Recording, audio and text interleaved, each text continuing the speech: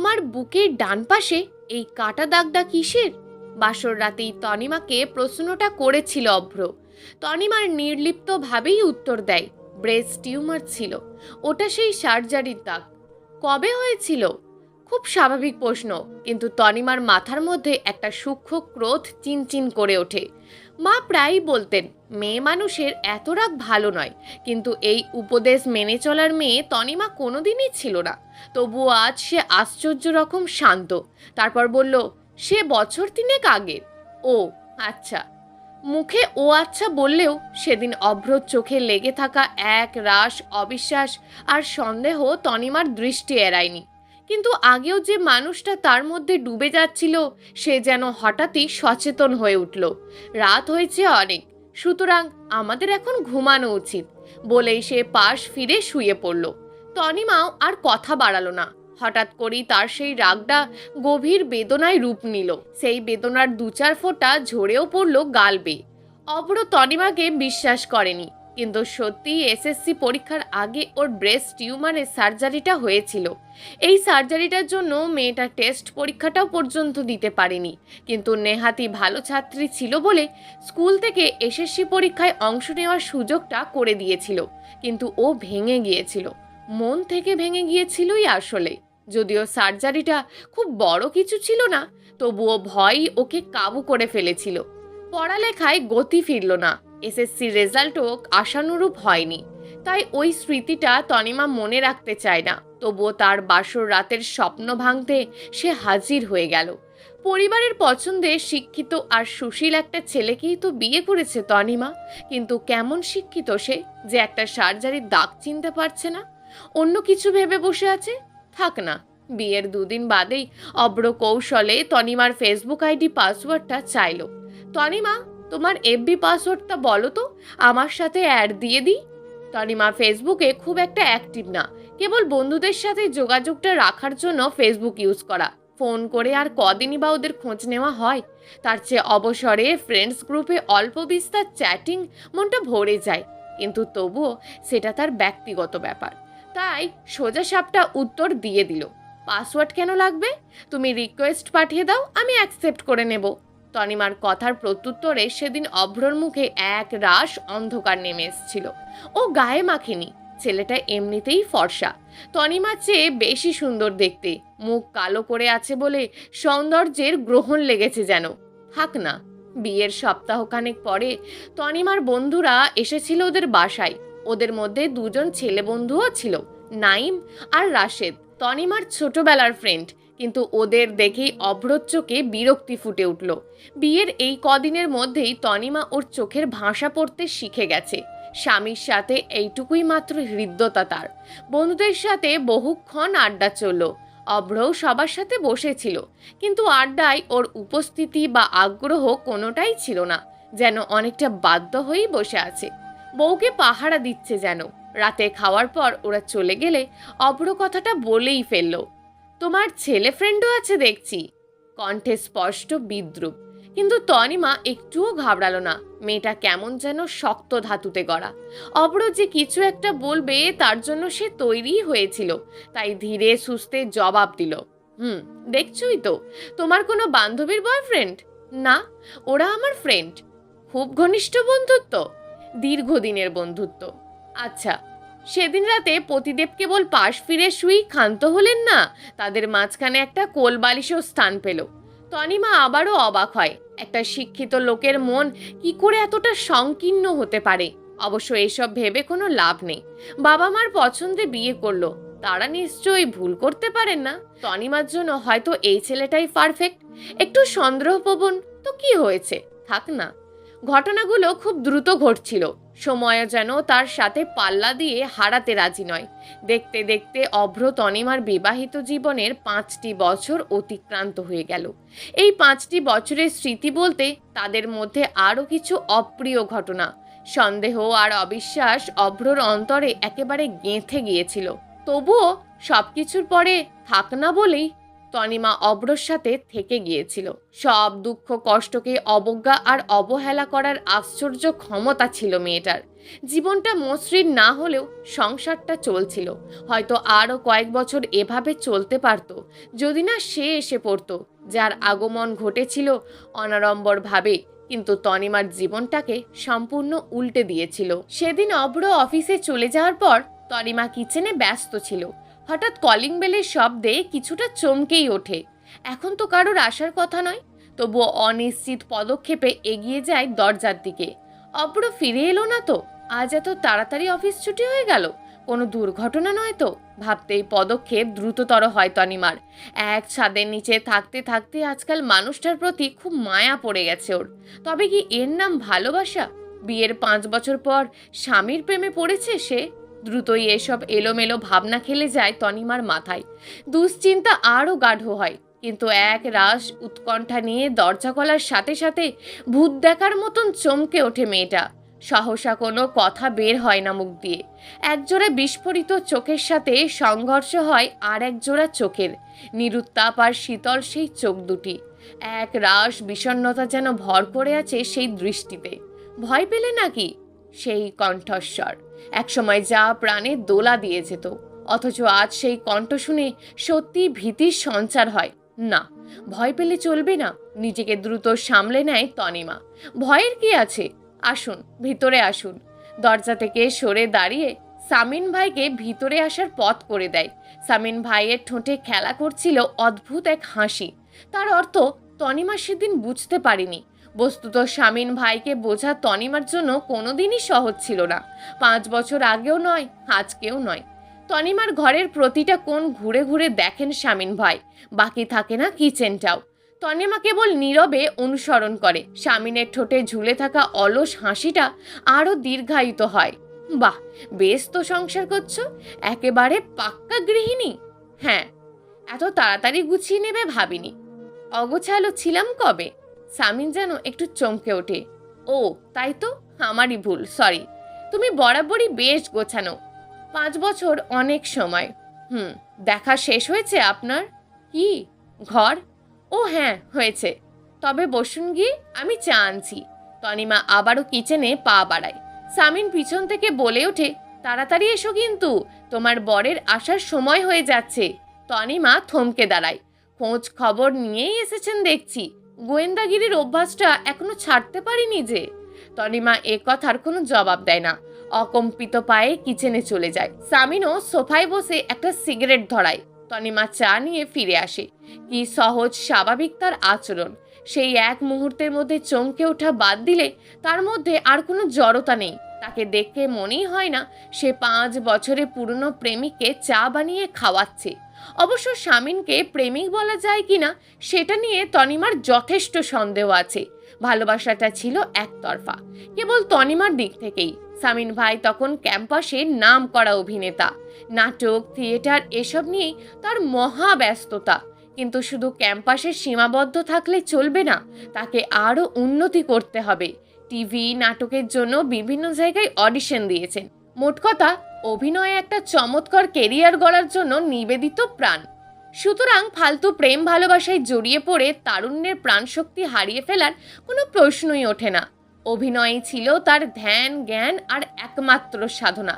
নারীর প্রেম ভালোবাসা তার কাছে তুচ্ছ। দেখা গেল প্রেমের জন্য ছেলেটা নিজের কেরিয়ার বিসর্জন দিল।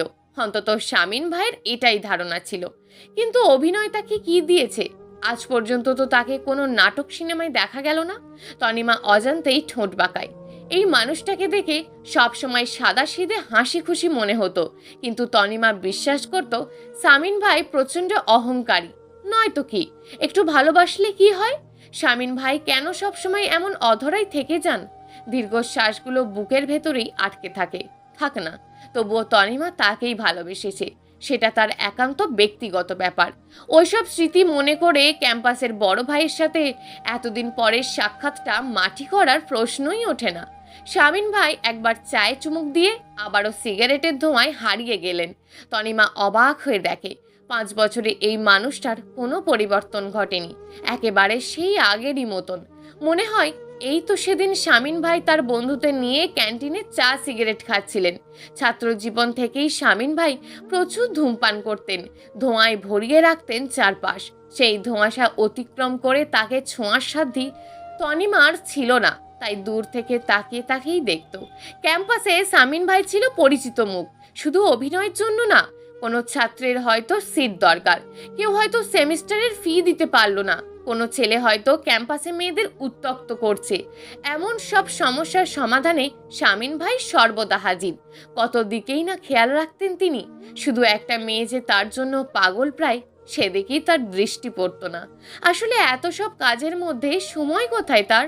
এমনকি বিয়ের দিন তনিমা নিজে গিয়ে কার্ড দিয়ে আসলো। বিয়ের আগে পর্যন্ত ওর মনে আশা ছিল যে শামীন ভাই নিশ্চয়ই আসবেন। কে জানে, তনিমার বিয়ে হয়ে যাচ্ছে দেখে হয়তো তার ভালোবাসা জেগে উঠবে। তনিমা সবার আড়ালে একটা ছোট ব্যাগও গুছিয়ে রেখেছিল। যদি শামীন ভাই একবার বলেন চলো পালিয়ে যাই, 7-5 না ভেবেই তনিমা পথে নামবে, একটুও সময় নষ্ট করবে না। তাই সব প্রস্তুতি নেওয়াই ছিল। কিন্তু শামীন ভাই এলেন না। তার হয়তো কোনো কাজ পড়ে গিয়েছিল। তারপর তনিমা আর পিছনে ফিরে তাকায়নি। সবকিছু ভুলে অব্রকে বিয়ে করেছে, অবশ্য বাবা মার পছন্দে।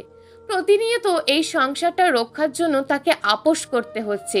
কিন্তু যখনই তার মনে হতো সফলতা ধরা দেবে, তখনই দৃশ্যপটে শামীন ভাইয়ের আবির্ভাব। এতদিন পরে আজ কি তবে তার সময় হলো? 5 বছর পর তিনি তনিমার খবর নিতে এসেছেন। কিন্তু কেন? আমি তাহলে আজ উঠি?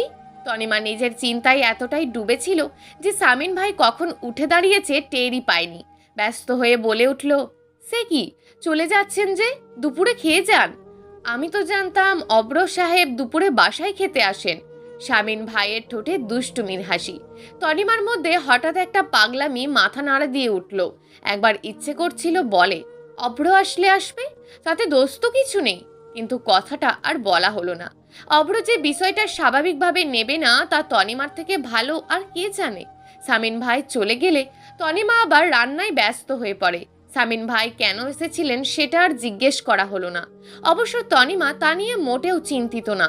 সে জানে শামীন ভাই আবার আসবেন। তিনি পরের দিনও এলেন, তারপরের দিনও এলেন। এভাবে তার আসা যাওয়া চলতেই থাকলো। কিন্তু তনিমা এখনো জিজ্ঞেস করতে পারেনি শামীন ভাই কেন আসেন। তার সাথে কখনোই তনিমার 2-4টের বেশি কথা হয় না। তিনি আসেন, সিগারেটের সাথে চা খান, ঘড়ির কাঁটা মেপে ঠিক অভ্র আসার আগের মুহূর্তে চলে যান। কিন্তু কদাচিৎ 2-1 দিন যখন সময় জ্ঞান হারিয়ে যায়, তখন অভ্রর সাথে অনাকাঙ্ক্ষিতভাবে দেখা হয়ে যায় শামীন ভাইয়ের। তনিমা তাকে ভার্সিটির বড় ভাই বলে পরিচয় করিয়ে দেয়। অভ্র খুব একটা আগ্রহ দেখায় না, শুধু তার চোখটা জ্বলে ওঠে, তাও কিছু সময়ের জন্য মাত্র। এটাকে সন্দেহ বললে ভুল হবে, ঈর্ষা হলেও হতে পারে। যাই হোক, বেশ কয়েক সপ্তাহ এভাবেই চলল। এখন আর তনিমা মনে কোনো প্রশ্ন জাগে না, কারণ সে জানে শামীন ভাই কেন আসেন। এজন্যই তাকে আর সহ্য হয় না। সেভাবে এটাকে কি পরকীয়া বলে? না, সেরকম তো নয়। তবে কি রকম? দ্বিধায় পড়ে যায় তনিমা। তার জীবনের সবকিছুই এত অসম্পূর্ণ কেন? জীবনে প্রথম প্রেম তার কাছে ধরা দিল না, বিবাহিত জীবনেও পূর্ণতা নেই, আর এখন শামীন ভাইয়ের এই প্রত্যাবর্তন। মানে কি এসবের? কি করবে সে? কার হাত ধরবে আর কার হাত ছাড়বে? দ্বিধা আর দ্বিধা, সর্বত্রই দ্বিধার দেওয়াল। আজকাল রাগী আর সন্দেহপ্রবণ মানুষটাও কেমন চুপ হয়ে গেছে। কথায় কথায় তনিমার দোষ ধরে না, সন্দেহ করে না। তনিমার অবাধ্য ক্রোধটা হঠাৎই আবার মাথা চাড়া দিয়ে ওঠে। অভ্র কেন তাকে আর এখন আগের মতন কেয়ার করে না? কেয়ার? তনিমা নিজের এলোমেলো ভাবনায় নিজেই চমকে ওঠে। মন কত অবাধ্য হয়, কত দ্রুত বদলে যায়। অভ্রর সন্দেহ, অভ্রর অবিশ্বাস আর রূঢ় ব্যবহারগুলোতেই আজ তনিমার মন কেয়ার তকমা এঁটে দিল। আর যে মানুষটাকে একদিন সে মন প্রাণ দিয়ে চাইতো, আজ যখন সে তারই দ্বারে উপস্থিত, তখন তাতে অতৃপ্তি ধরে গেল। আচ্ছা, অভ্র কি জানে না যে তার অনুপস্থিতিতে একটা বাইরের লোকের সাথে ঘরের বউয়ের সময় কাটানোটা অভদ্রতা? হোক সেটা 1 কাপ চায়ের ব্যাপার, তবুও তো অন্যায়। অভ্রর কি উচিত না তনিমাকে 2টো থাপ্পড় মেরে ওই শামীনকে আসতে নিষেধ করে দেওয়া? তনিমা কেবলই ভাবে, ভাবনায় ভাবনায় দিন কেটে যায়। একটা চাপা আশঙ্কা সৃষ্টি হয় মনে, এই হয়তো অভ্র কিছু বলে বসবে। কিন্তু অভ্র কিছুই বলে না। দুশ্চিন্তায় ঘুম আসে না চোখে। মাঝ রাতে ঘুম ভেঙে গেলে পাশে তাকিয়ে দেখে অভ্র নেই। আজকাল প্রায় সে বারান্দায় পায়চারি করে রাত কাটায়। তনিমা দেখেও না দেখার ভান করে, কিন্তু আজ আর শুয়ে থাকতে পারে না। সেও উঠে বারান্দায় চলে যায়। অভ্র অভ্র চমকে তাকায়। এ কি, তুমি এত রাতে বারান্দায়? ঘুমাওনি কেন? আগে বলো, তুমি কেন জেগে আছো? এমনি, ঘুম আসছে না। তুমি আমার সাথে এমন কেন করছো অভ্র? আমি আবার কি করলাম? অভিমানে তনিমার কণ্ঠ রোধ হয়ে আসে। সে আর কান্না ধরে রাখতে পারে না। তুমি আমাকে আগের মতন কেন শাসন করো না? কেন জবাবদিহি করো না? হঠাৎ একটা দীর্ঘশ্বাসের শব্দে তনিমা চমকে ওঠে। অন্ধকারেও সে উপলব্ধি করে অভ্রর মুখে বেদনা ফুটে উঠেছে। তুমি আমার সাথে ভালো নেই, তাই না তনিমা? অবশ্য এটা আমারই অক্ষমতা। তোমাকে আমি ভালো রাখতে ব্যর্থ হয়েছি। এ কথা কেন বলছো? এটাই তো সত্যি। আমি তোমাকে বহুবার মিথ্যে সন্দেহ করেছি, কষ্ট দিয়েছি, তবুও তুমি সব সহ্য করেছো। কিন্তু আর কত? মানে কি? কি বলতে চাও তুমি? অভ্র মৌন থাকে, যেন কি বলবে সেটা মনে মনে ঠিক করে নেয়। কিন্তু তনিমার অপেক্ষা করতে পারে না। এবার সব জড়তা কাটিয়ে তনিমা আসল কথাটা বলেই ফেলল। সামিন ভাইকে নিয়ে তুমি যে আমার সন্দেহ করো, সেটা সরাসরি বললেই পারো। এত ভনিতা করার তো দরকার নেই। তোমার এটাই ধারণা যে তোমার অনুপস্থিতিতে শামিন ভাইয়ের সাথে? ছি তনিমা, এসব তুমি কি বলছো? অভ্র তনিমাকে কথা শেষ করতে দেয় না। এরকম কিছুই নয়। আমি একসময় তোমাকে সন্দেহ করতাম, কিন্তু সেটা আমার অন্যায় ছিল। আর এই কথাটা আমি এতদিন ধরে ভাবছি, কিভাবে ক্ষমা চাইবো তোমার কাছে। সামিন ভাইকে নিয়ে আমার কোনো সমস্যা নেই, বরং তিনি আমার উপকারী করেছেন। আমি তার জন্যই তোমার আর আমার সম্পর্কটা নিয়ে দ্বিতীয়বার ভেবে দেখার অবকাশ পেয়েছি। আমি আর নতুন কোনো অন্যায় করতে চাই না তনিমা। তাহলে কি করতে চাও তুমি? আমি দুঃখিত তনিমা, সব কিছুর জন্য। আজ থেকে তুমি তোমার যে কোনো সিদ্ধান্ত নেওয়ার জন্য স্বাধীন। আমি তোমাকে বাধ্য করব না। তুমি নিশ্চয়ই বুঝতে পারছো আমি কি বলছি। অভ্র তাকে মুক্তি দিতে চায়। তনিমা বুঝতে পারে, কিন্তু অভ্র তাকে যেটা বোঝাতে চেয়েছিল তার সম্পূর্ণ বিপরীত ভাবনায় তার মনকে আচ্ছন্ন করে রাখে। সে অনুভব করে তার সামনে দাঁড়িয়ে থাকা এই মানুষটার মধ্যে হয়তো অনেক ভুল ত্রুটি আছে, কিন্তু সেও তো ধোয়া তুলসী পাতা নয়। শামিন ভাইকে প্রশ্রয় দেওয়া তার মোটে উচিত হয়নি, কারণ সে এখন অভ্রের স্ত্রী। এই মুহূর্তে তনিমার জীবনে এই ভুলে ভরা মানুষটাই সব থেকে বেশি গুরুত্বপূর্ণ। ওকে ছাড়া সত্যিই চলবে না। তনিমার কান্না আরো প্রবল স্রোতে নেমে আসে, ভাসিয়ে নেয় দূরত্বের বাঁধ। হঠাৎ করেই সব মান, অভিমান, অবিশ্বাস আর সন্দেহের ঊর্ধ্বে উঠে অভ্র তনিমা নিজেদের খুব কাছাকাছি আবিষ্কার করে। অভ্রর চোখ থেকে দুফোঁটা জল গড়িয়ে পড়ে। ভাগ্যিস তনিমা দেখেনি, বারান্দার অন্ধকারে তাকে বাঁচিয়ে দিল। পরদিন সকালে অভ্র অফিসে চলে যাওয়ার পর তনিমা অপেক্ষা করতে থাকে কখন আসবেন শামিন ভাই। যথাসময়ে শামিন ভাই এলেন। তনিমা তাকে চায়ের কাপটা বাড়িয়ে দিল। শামিন ভাই সিগারেটটা ঠোঁটে ঝুলিয়ে লাইটারটা হাতে নিলেন। তনিমা এতক্ষণ মনোযোগ সহকারে তাকিয়েছিল। এবার সে কথা বলে। আজকে স্মোক না করলেই নয়।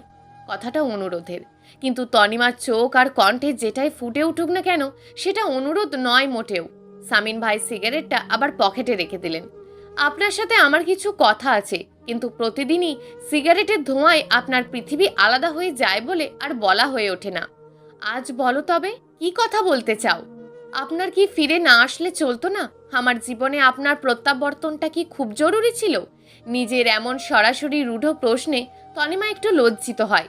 সামলে নিয়ে অপেক্ষাকৃত নরম স্বরে কথা বলে, কিন্তু তাতে কণ্ঠের দৃঢ়তা একটুও কমে না। শামিন ভাই, আপনি এতদিন পরে কোথা থেকে এসেছেন, কি উদ্দেশ্যে এসেছেন আমি জানি না। আমাকে কিভাবে খুঁজে পেয়েছেন কিংবা আপনার কিছু বলার আছে কিনা এ সম্পর্কেও আমার কোনো জিজ্ঞাসা নেই। আমার কেবল একটাই অনুরোধ, আপনি দয়া করে আর কখনো আমাদের বাসায় আসবেন না। কথাগুলো এক নিঃশ্বাসে বলেই তনিমা শামিন ভাইয়ের প্রতিক্রিয়ার জন্য অপেক্ষা করে। শামিন ভাই শুষ্ক একটা হাসি দিয়ে বলে, বেশ তো, তাই হবে তনিমা। উঠে দাঁড়ালেন। তিনি এখনই চলে যাবেন। বড্ড তড়িৎকর্মা লোক বটে। তনিমাও বাধা দিল না। দরজা পর্যন্ত গিয়ে একবার পিছন ফিরে দাঁড়ালেন শামিন ভাই। ভালো থেকো তনিমা। তনিমা কাঠের পুতুলের ন্যায় ঠায় দাঁড়িয়ে থাকে, কোনো উত্তর দেওয়ার প্রয়োজন বোধ করে না। তার নীরবতাই প্রমাণ করে সে ভালো থাকবেই। শামিন ভাই চলে গেলে তনিমা সশব্দে দরজা লাগায়। হাঁপ ছেড়ে বাঁচল যেন, দ্রুত কিচেনে চলে যায়। আজ সে অভ্রর প্রিয় মাগুর মাছের ঝোল রান্না করবে। মুহূর্ত কয়েক পরে রান্নার এতটাই ব্যস্ত হয়ে যায় যে একটু আগের ঘটনা তার আর মনেই থাকে না। কিন্তু তনিমা কখনোই জানতে পারবে না যে তার জীবনে এই শামীন ভাইয়ের হঠাৎ প্রত্যাবর্তন কোনো কাকতালীয় ঘটনা ছিল না।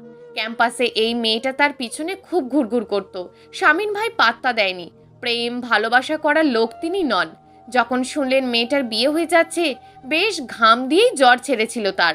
ঝামেলা বিদায় হয়েছে ভেবে সেদিন গরমের মধ্যেও কম্বল মুড়ি দিয়ে বেশ লম্বা ঘুম দিয়েছিলেন। তাই আর বিয়ের দাওয়াতটা খাওয়া হলো না। এরপর নানা ব্যস্ততায় তনিমাকে তিনি ভুলেই গিয়েছেন। কিন্তু হঠাৎ একদিন নাইমের সাথে দেখা হয়ে গেল। এই নাইম তনিমার কাছের ফ্রেন্ডদের একজন, যারা তনিমাকে খুব ভালো করে জানতো। দেখতে দেখতে ভার্সিটির ছোট ভাইয়ের সাথে গল্প জমে ওঠে শামীন ভাইয়ের। নানা কথায় তনিমার প্রসঙ্গ চলে এলো। কারণ তনিমা যে শামীন ভাইকে পছন্দ করত এটা ক্যাম্পাসের প্রায় সবাই জানতো। আর নাইম ছেলেটা সত্যি তনিমার খুব ভালো বন্ধু ছিল। ওর মনে একটা সূক্ষ্ম ক্ষোভও ছিল। প্রিয় বান্ধবীর ভালো না থাকার জন্য নাইম মনে মনে শামীন ভাইকেই দায়ী করত। শামীন ভাই ফিরিয়ে না দিলেও নিশ্চয়ই তনিমার জীবনটা অন্যরকম হতো। তাই সুযোগ পেয়ে তনিমার সংসারের আদ্যপ্রান্ত সব বলে দিল। এতে পরোক্ষভাবে যে শামীন ভাই নিজেকে দায়ী সেটাও ইশারা ইঙ্গিতে বোঝাতে বাদ রাখলো না। বাস্তবে তনিমার অশান্তির সাথে তার আদেও কোনো সম্পর্ক আছে কিনা সেটা নিশ্চিত না হয়েও সেদিনই শামীন ভাই সিদ্ধান্ত নিলেন যে তার কিছু করা উচিত। কিন্তু কি করা উচিত তাও আবার মাথায় এলো না। তারপর কোনো কিছুই না ভেবে তিনি নাটকীয়ভাবে তনিমার জীবনে ঢুকে গেলেন। অবশ্য তার বিশ্বাস ছিল এই প্রত্যাবর্তনে অভ্র তনিমার জীবনে কিছু একটা পরিবর্তন আসবেই। তাদের দুজনের জন্যই একটা শখ দরকার, যাতে ওদের সুপ্ত ভালোবাসা জেগে ওঠে। তার ধারণাই সত্যি হয়েছে। অভ্রর মনে এবার আর কোনো সন্দেহ নেই, বরং ঈর্ষা থেকে ভালোবাসার সৃষ্টি হয়েছে। আর তনিমার মনের কোণে যে শামীন ভাই অদ্বিতীয় ছিলেন, যার কারণে তনিমা অভ্রকে ভালোবাসতে চেয়েও পারেনি, সেই শামীন ভাইয়ের প্রত্যাবর্তন তার সব দ্বিধা দূর করে দিয়েছে। শামীন ভাই নিখুঁত অভিনয় করেছে। তিনি যতই তনিমার প্রতি আগ্রহ দেখিয়েছেন, তনিমা ততই তার স্বামীকে ভালোবাসতে পেরেছে। অভ্র তনিমার মাঝখানের দেওয়ালটা ভেঙে দিয়েছেন তিনি। আজ আর তাকে তনিমার কোনো প্রয়োজন নেই, সেটা তনিমা বুঝিয়েই দিয়েছে। শামীন ভাই শেষে একবার পিছনে ফিরে তাকালেন। সন্দেহ নেই, চমৎকার অভিনয় করেছেন তিনি। যদিও বাস্তব জীবনে অভিনয় তাকে কিছুই দেয়নি, বরং অভিনয়ের জন্য অনেক কিছু তিনি ত্যাগ করেছেন। এত চেষ্টা করেও তিনি কেরিয়ার গড়ে তুলতে পারেননি, তবুও এখনও চেষ্টা চালিয়ে যাচ্ছেন। তিনি একজন ফ্লপ অভিনেতা, কিন্তু অভিনয়টা তার রক্তে। তাই তনিমার সাথে অভিনয়ে এবার বোধহয় একটু বেশি চরিত্রে ঢুকে গিয়েছিলেন। না হলে তার বুকের মধ্যে চিনচিনে ব্যথা অনুভব হচ্ছে কেন? চোখ দুটোই বা জ্বালা করছে কেন? তিনি আবার প্রেমে পড়ে গেলেন না তো? আরে ধুর, প্রেম ভালোবাসা শামীন ভাইয়ের জন্য না। তিনি সবকিছু ঝেড়ে ফেলে নিজের জীবনের পথে দ্রুত পায়ে হাঁটা শুরু করলো, যেন তার কত তাড়া। পাশ থেকে একটা খালি রিক্সা যাচ্ছিল। রিক্সাওয়ালা ডেকে উঠল, মামা কই যাইবেন? কিন্তু শামীন ভাই শুনেও শুনলেন না। তার কোনো গন্তব্য নেই।